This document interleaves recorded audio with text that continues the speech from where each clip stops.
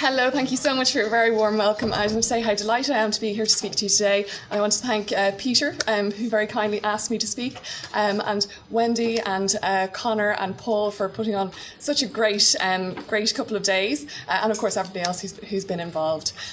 So I am going to talk to you about understanding cognition and memory in epilepsy, and what can help if you're having difficulties in this area. So just a little bit of an outline. I'm going to talk a little bit about cognitive function, how cognitive functions can be affected in those with epilepsy, what can help, and what to do if you're concerned. Can I just check, can everybody hear me okay? Oh, how about now? That better? Okay, great. If at any point I drift off into the ether, just let me know. So cognitive function, what is cognitive functioning? Is it something that people have heard of, a term bandied about before? Yeah? No? Yes? No? Okay. Well, cognitive functioning really just refers to our thinking skills. And they include memory, attention, verbal reasoning, our ability to take in and use verbal information, non-verbal reasoning or perceptual reasoning, our ability to take in non-verbal information and use it, planning and organising, our ability to initiate behaviour, to start things off, and also our ability to inhibit behaviour, to stop ourselves from doing things that we might not want to do or might not be totally appropriate to the situation. These are just some of the skills that come under the banner of our cognitive functioning. So let's think for a moment about memory. Memory is our ability to take in, store, and retrieve information. In the absence of memory, we could feel very lost, confused, and things could feel very unfamiliar. But memory is not one solid entity, but a number of processes through which we recall information. And different memory systems are involved in the recall of different types of information. For example, we have episodic memory, memory for our experiences; semantic memory, our memory of facts; procedural memory, our memory of things that we do; working memory, our ability to hold information in mind as we use it. We also have modality-specific memory, so auditory memory, memory for information that we hear; visual memory, memory for information that we see, for example. But memory does not work alone. It's dependent on other thinking processes. And this is one of the main messages that I want to send to you today, is that the brain and our cognitive functioning work as an integrated system. Each part is dependent on one another. So there are many steps to remembering. Very often I see people who come to me and say, I have a problem with my memory. My memory is not as good as it was. I feel like I'm losing my memory. But when we stop and think about it, we have to think, first of all, in order to remember something, we have to pay attention. So we have to be in an alert state. Okay, so that's step one. We also need to be able to take in the information that we're receiving. It'd be very hard for, I think, any of us, I'm assuming, to remember something that was said to us in Japanese. I'm assuming none of us are Japanese speakers. Although we perceptually can take in the information through our auditory system, if we have good hearing, or we have our hearing aids in, then being able to process it and link it in with what we already know and understand it will be very difficult. So we have to be alert and pay attention. We have to be able to perceive the information that we're taking in. We have to be able to process it and integrate it in what we already know. And then we have to encode it and store it. Then later, we have to be able to retrieve it, to go back and retrieve that memory, and then we have to be able to express it. Has anybody thought about memory in those terms before? Yes? No? Yeah, I have some nodding heads. Yeah, that's really good, because why this is important is because people can come and say, I have a memory problem, but actually the problem might not be with the laying down and storing or retrieval of memories, but it may happen at an earlier stage. It may happen at an attentional stage, or it may happen at an information processing stage, before the memory even gets laid down. What you end up with is a memory problem, but the problem occurs at a different point in the system. And it's really important for us to know. Just the sound. Okay. I'll try and shout. Okay, is that better? So the problem can occur at a different point in the system, and it's really important for us to know at what point in the system is that problem occurring, because then we can see about intervening at that problem point. Does that make sense? Okay, great. If at any point I stop making sense, do feel free to let me know. Hopefully that won't happen. Okay, so a breakdown in memory, therefore, can occur at any stage of that process. Therefore, we can feel like we have a memory problem, when in fact, there may be a problem affecting another part of the system. We need to also keep in mind, memory is not perfect. There are 7 sins of memory described by Professor Daniel Schachter in one of his books. And that's transience of memory, is that memory can decay over time. Absent-mindedness, I'm sure we've all experienced that. And an example that Professor Schachter gives is of a world-renowned cellist, Yo-Yo Ma, who absent-mindedly got out of a New York taxi, leaving his $2.5 million cello in the boot. Okay, so I'm sure we've all had periods of absent-mindedness, maybe not so costly though. Also blocking. Have you ever had that tip of the tongue experience? If you're looking for a word, it's just not coming. Might come a minute later, a couple of minutes later, might come an hour later. Yeah, so it might not be immediately accessible. But memory is also suggestible. There have been lots of studies done looking at suggestibility of memory, introducing false information that people then incorporate into their memories. But memory can also be biased. Do you ever notice that when you're annoyed with somebody, you might have had an argument with your spouse or a family member or a friend, and when you think of them, all you can think about is how annoying they are and how they always do annoying things and all the ways in which they've irritated you. When in reality, you also really love them and they've done a million things that have made you very happy. But at that point in time, mood kicks in and you have a mood-related bias. Also, sometimes memories can be too persistent. We see that in post-traumatic stress disorder, where people have unwanted memories that pop back into their minds. And also sometimes memories can be misattributed mistakenly. So what's normal in terms of memory?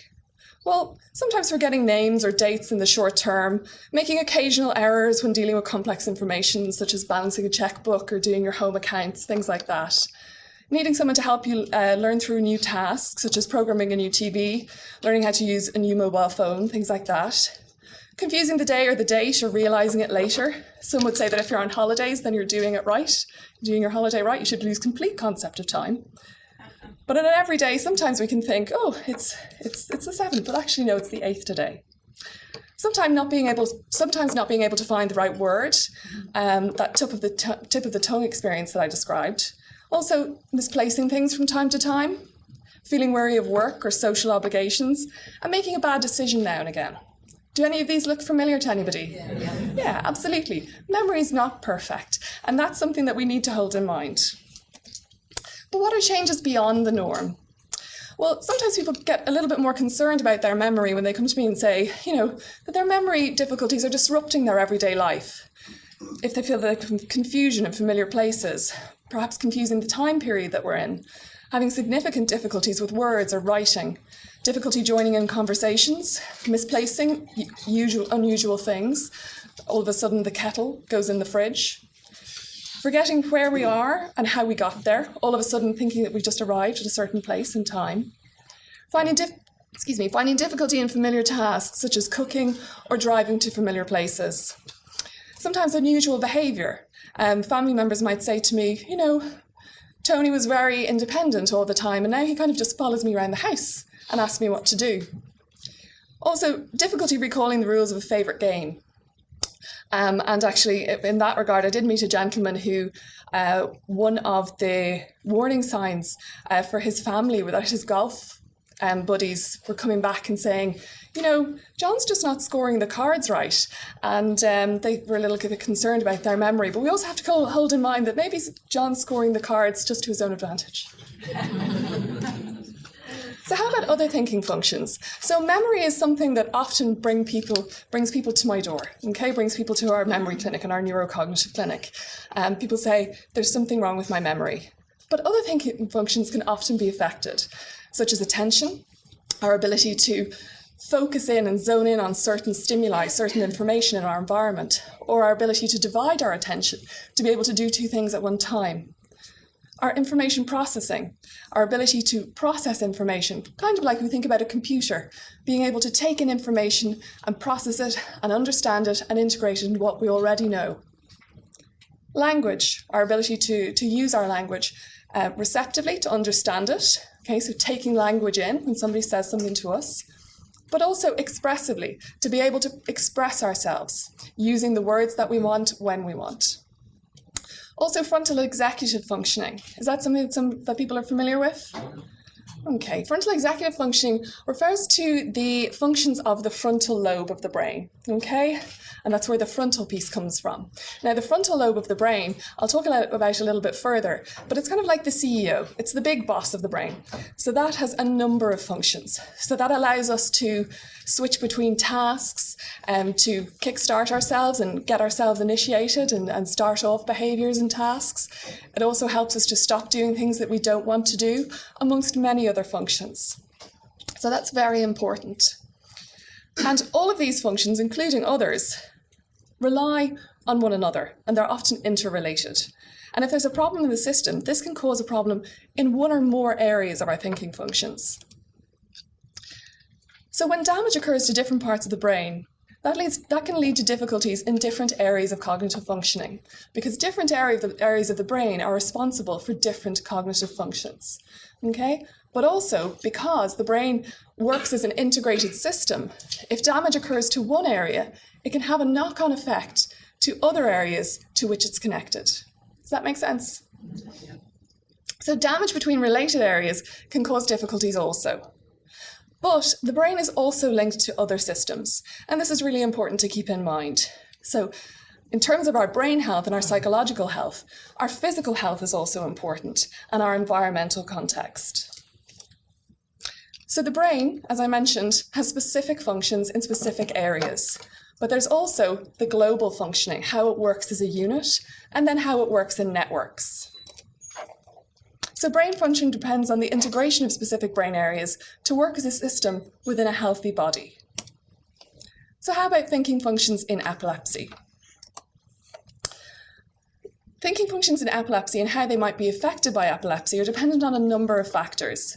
So the type of seizures, the location of the focus of the epilepsy, so where the seizures are arising from, the cause of why those seizures are happening, which can be multiple, the person's previous optimum level of functioning, because if somebody has, say, a brain injury or an infection or spontaneously develops epilepsy, the higher level functioning they were previously, the more what we call cognitive reserve they have. Okay? So two people might develop epilepsy or might have a brain infection or something like that. Something might be affecting their brain. And for either of those people, their experience of cognitive deterioration might be different, even though the trajectory or the course of the deterioration might be the same. And that's because if somebody was very high functioning in their cognitive functioning, they have more reserve. So they have further to fall. They have more of a thinking function backup. And then a certain degree of deterioration or impairment or loss isn't quite so noticeable. But for somebody who wasn't as high functioning in the beginning, even a small measure of impairment might knock them into an area where they experience quite a lot of difficulty. Does that make sense? Okay. Also, the age of onset of epilepsy is important. If epilepsy occurs for somebody who is younger, it can have knock-on effects in terms of the developmental process in the brain. Okay, so there can be different effects at different time periods as to when the epilepsy manifests. But other factors are really, really important, such as mood and psychiatric disorders and physical health. Now, I mentioned mood here and other psychiatric disorders because mood is something very important for all of us. It's very important that we are all feeling as well as we can in ourselves and about ourselves. But what's been found is that chronic stress or chronic low mood can actually have quite profound effects on the brain and on certain areas of the brain that are responsible for particular functions. And those include memory. Okay? So chronic stress, chronic low mood, if it's untreated, they can actually make our thinking functions much more difficult. And there's a brain-related basis for that. Okay? So looking after your mood and ensuring that your mood, along with everything else, is as best it can be is really important.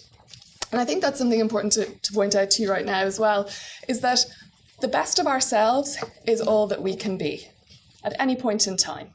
We can only be our current optimum. very often I see people who've experienced difficulties in terms of developing difficulties in their thinking functions. And it can be a really hard adjustment to go from being very able to do something in certain ways and then experiencing difficulties in that area. Does that sound familiar to anybody? Yeah. And it is an absolute adjustment.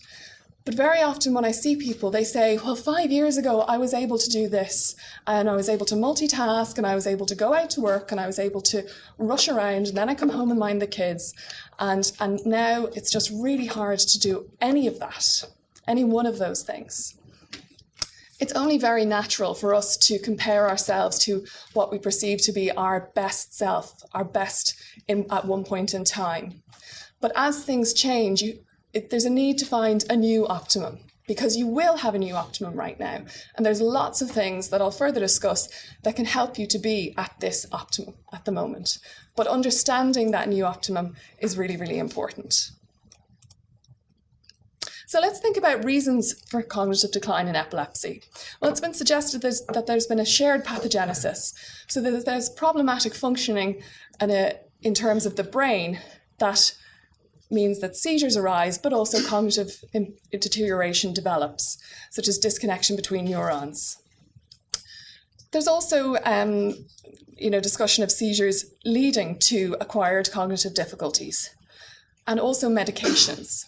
Now, with regards to anti-epileptic drugs, it's really, really important to follow the regime that your neurologist has provided you with. And I'm really hoping that you all have really good relationships with your neurologist and your GPs and your epilepsy nurse and the MDT. It's really, really important that you have a good flow of communication and good relationships with your team.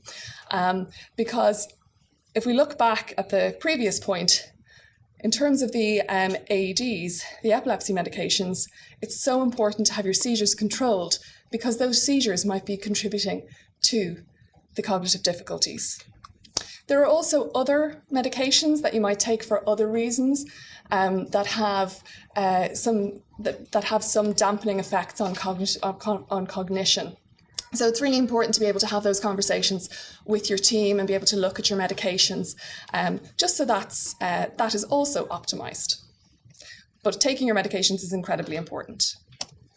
Sorry, excuse me. I have to go to the park with me. Oh, that's okay. Please excuse me. No, that's all right. I won't take it personally. Thank you. Okay. So let's think about the type of epilepsies. So the idiopathic generalized epilepsies. These produce primary generalized seizures, where there's not necessarily an identifiable focus. And they produce cognitive symptoms such as poor speed of information processing. Okay, so the person's ability to take in and process information is slowed down. What that means in reality is that you're feeling a bit slowed down. It takes longer for you to take things in, but unfortunately, the world is moving at the same pace. And the pace of the world tends to just speed up, I think, year on year, all the time. But if you are feeling a little bit slowed down and it's more difficult for you to keep up, then that's going to have a knock-on effect in that memory process that I described earlier, okay? So that's going to probably you're probably going to end up experiencing a memory problem. Okay, does that make sense? But it's happening at the information processing stage. Now, there can also be other memory-related issues, pure memory-related issues in terms of recognition memory. So it can be more difficult in terms of word recognition and facial recognition. Verbal and visual recall, free recall of information can be more difficult for both information that you've heard and information that you've seen. And there might be impaired executive functions. Okay, so that's what I described earlier as our mental flexibility, starting off behaviours, stopping ourselves from doing things, being able to hold information in mind as we use it. But also our frontal lobe, as I said, it's the CEO. It's also involved in social cognition, so our ability to read other people's facial expressions and appropriately respond to and understand social cues. And sometimes when the frontal executive system is affected, it can lead people to doing things that aren't necessarily socially appropriate or appropriate to that point in time. And that can lead to some peer-related difficulties sometimes. Does that sound familiar to anybody? Yeah. Okay. How about the more localized epilepsies? So these are usually temporal lobe epilepsy or frontal lobe epilepsy in the majority. And they can occur with or without secondary generalization. And they may occur from a specific occurrence, such as stroke or a tumour or inflammation or an acquired brain injury. And it's very important to understand how that occurred for you or your family member, because stroke, a tumour, inflammation, an acquired brain injury, such as a traumatic brain injury, all of those have their own cognitive effects potentially. And also any interventions to help the person who's experienced those primary difficulties, those primary disorders, they may have also knock-on effects on cognition. So for example, if you've had a tumour or if you've had an acquired brain injury, you've had a traumatic brain injury, and you've also had surgery, okay? There are also other factors that can complicate the cognitive picture. Or the cause can be uncertain. The cognitive difficulties that arise with focal epilepsies can relate to they do relate to the affected brain region. And secondary generalized seizures may be associated with broader cognitive difficulties. So let's think for a moment more deeply about temporal lobe epilepsy. So if we look here, you can see the brain. And here, it hasn't come out very well, but here we have the temporal lobe. Okay, that's where it sits. People familiar with that? Have you seen that before? Yeah. Okay, and here's, if you look internally, okay, so this is like the brain sliced through the corpus callosum. And here we can see that there are some very important structures in the temporal lobe. They include the hippocampus and the amygdala. Okay, the hippocampus is very important in terms of memory, and amygdala is very important in terms of emotion. Okay, right. I've been speaking for maybe a little bit too long. No, not too long. Okay, I'm going to have to fly now. So in terms of the temporal lobe, I've gone through a little bit about its functioning, but for sake of time, unfortunately, I'll have to skip through. There can be lots of difficulties in terms of damage to the temporal lobe that can occur in epilepsy. Okay, so if you think about its functioning, think about language, receptive language especially. We think about memory, think about visual and auditory information processing. But also the limbic system, the hippocampus and the amygdala. Memory, emotion and behaviour, okay? If there's damage to this area, there can be difficulties arising in these areas of function. So the cognitive symptoms that can arise in temporal lobe epilepsy include memory disturbance of the focal hemisphere, so left versus right, okay, wherever the focus is. In the left hemisphere, so the left side of the brain, people are more likely to have difficulties with verbal memory. On the right side of the brain, if that's where the seizures originate, people are more likely to have difficulties with visual memory. There can also be an accelerated forgetting that occurs in temporal lobe epilepsy, where people can learn information and hold on to it for a briefer period of time, and then later on they can actually fail to recall it because they have difficulties consolidating that memory and really laying it down. And MTS, which is mesial temporal sclerosis, are you familiar with that term? So it's actually sclerosis of the mesial temporal structures, so the hippocampus especially. And sclerosis is like it's a calcification almost of those structures, where those structures are not working properly. And that can be related to poorer cognitive performance. So let's think for a moment about frontal lobe epilepsy. The frontal lobe is the big one there, the yellow one. And that has a lot of functions, as I've already mentioned. Emotional and behavioural self-regulation, self-awareness, social problem solving, appreciation of future consequences, planning, decision-making, problem solving, attention, working memory, and inhibition. Damage can result in irritability, lability, somebody crying more easily or laughing more easily, impulsivity, disinhibition, somebody saying something that they don't necessarily mean to say, impoverished empathy, environmental dependency, so people will just react to stimuli in their environment. There can also be psychiatric elements and psychological elements such as mania, OCD, depression, personality change, poor motivation, at the most extreme end, apathy, and poor appreciation of social cues. So in epilepsy, there can be those difficulties with attention, which then can have knock-on effects on memory. There can be actual effects on working memory, planning, psychomotor speed, and social cognition, but not necessarily theory of mind. And theory of mind is the ability to sort of take the perspective of another person. There can also be everyday problems with memory.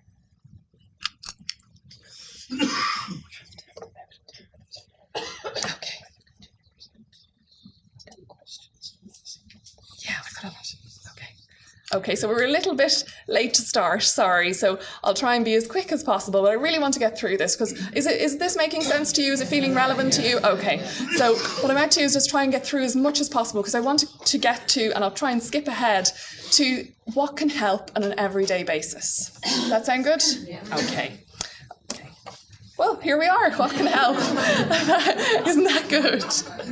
My slight little panic there actually was quite helpful in getting us to where we needed to be. Okay, so there's lots of strategies that can help if you're experiencing memory or other cognitive difficulties. Some are high-tech, like computer software. There are certain brain training games that can be helpful in terms of just, using your brain, thinking of it as a muscle, needing to exercise it. There are alarms that can use, your phone. Also, it's great in terms of reminders. A sense cam was originally used, and it's actually the little item here on the top, which is a little camera that takes photos at very frequent intervals during the day. And it was originally used for people with acquired brain injury, and it helped in terms of tracking their day. Okay, but also a dictaphone to record important conversations and things like that. So there can be high-tech equipment that can be helpful, but not everything needs to be high-tech. Also, low-tech equipment can be helpful as well. Using checklists to make sure that you've done everything that you wanted to do that day. Using diaries, using orientation boards, and a wall calendar and planner. And I have to hold my hand up and say, actually, I use all of those below on an average day anyway. Okay, so it's not necessarily rocket science, but for some of us, we're already used to doing these things because we're already compensating. But for others, it might not be an everyday thing to use these things to help. And when there's a change in our cognitive functioning, in our thinking ability, sometimes that can be a bit of a difficult switch to make. But as I said, it doesn't have to be rocket science. So some general tips. Broadly, minimize distractions. If you want to concentrate on something, making sure that there's not a lot of visual distractions or acoustic distractions, a lot of noise in the environment, so as to help you to concentrate. Using kind of fun-sized portions, breaking things down and pacing yourself when you approach a task. Taking breaks when you're in the middle of doing something. And alternating between easy and difficult tasks, so as you're not lumbered with a very difficult task that you get weighed down in. If you're working alongside somebody or you're giving guidance to a family member, explaining and repeating actions and instructions as clearly as possible. And also affirming the person. And, we all work well towards reward. So whether you're rewarding a family member or you're rewarding yourself, that's really important. And providing opportunities to succeed, which I'll talk about in just a moment. So in terms of managing your cognitive difficulties, understanding those difficulties, but also your strengths is hugely important. For very few of us are totally amazing at everything, or totally middling at everything, or totally terrible at everything. I look at the patterns on the neuropsychological assessments that I give, and everybody's up and down. And that's very normal for there to be scatter, because we all have our strengths and we all have our weaknesses. Okay? Now, if those strengths and weaknesses change a little bit, we will still have relative strengths and relative weaknesses. So it can be easy when we're encountering a difficulty in our thinking functions to focus very much on that. But really what we need to be thinking about is, how do I use my strengths to compensate for what is difficult?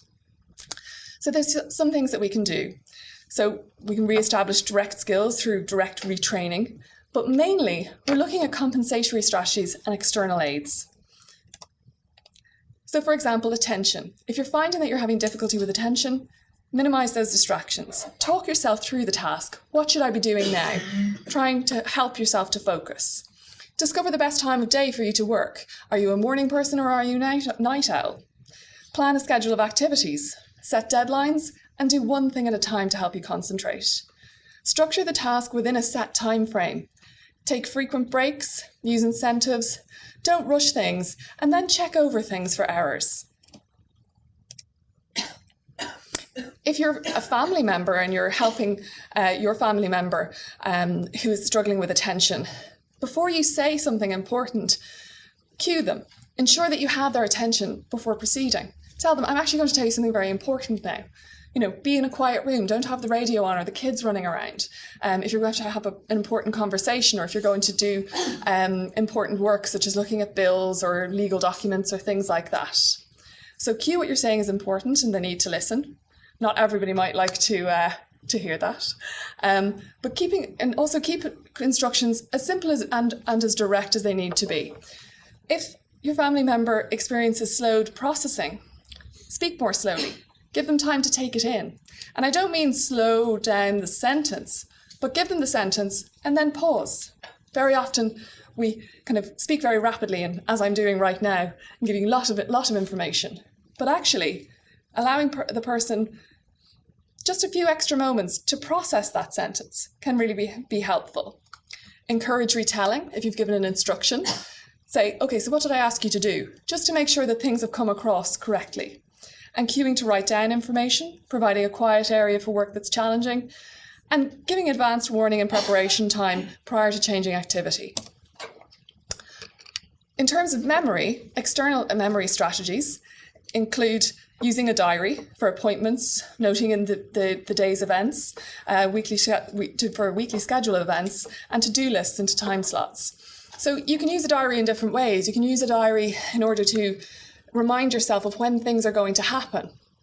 But also, you can use your diary at the end of the day or at certain points in time if memory is a difficulty for you. If you go down into the town and you meet Tony, who you used to play golf with. If you're not going to remember that so easily later on, jotting that down after you've met Tony. Met Tony, had a cup of coffee with him. So then later on when somebody calls you, be it your mother or your brother or your son, and they say, hey, what did you do today? Does anybody have that blank feeling sometimes? I think very often we can do. We think, I don't know. But then if you give yourself a moment, it might come to you. If it doesn't come to you as easily, you can pull out that diary and you can say, I met Tony and we had a coffee. Okay? Also, using a calendar for appointments or social or family or social occasions can be helpful. This could also be helpful in terms of if you have a family member who's experiencing memory difficulties. Sometimes having a family diary in the hall where everybody can write into it.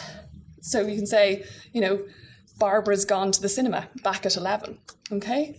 Because if your family member is having difficulty remembering where you are, they can go and check the diary, as opposed to then calling, and then Barbara's got her phone switched off because she's at the cinema, and then the person gets worried, and that makes everything more difficult. Does that make sense? Okay. Using lists and using notes and memos can be very helpful also in terms of an external memory strategy. Alarms can be useful in terms of stopping or starting a certain activity, but also to do something such as taking medication, things like that. Important activities in the day. Yet again, not rocket science, but highlighting important information. Yeah, I'm being told to cut it. Okay, highlighting things, having a routine, and placing objects in the same place. That's something I'll just say. If everything has its own place and lives in a certain place in the house, keep it there. Because if somebody in your home is having difficulties in terms of their memory functioning, rearranging the kitchen might not be the most easy thing for them, okay? And also, if you have a routine, you're expending less mental energy thinking, what am I going to do today? I'm going to plan this, I'm going to do that. The more things that can be automatic, the more mental energy you have available to you. So, also just in terms of, I'm going to sneak in just executive functioning, establishing structure, setting goals, using checklists, giving feedback, and problem solving step by step if somebody's having difficulty in terms of their planning. So just ensure yourself success. And I will just say thank you so much for listening so attentively.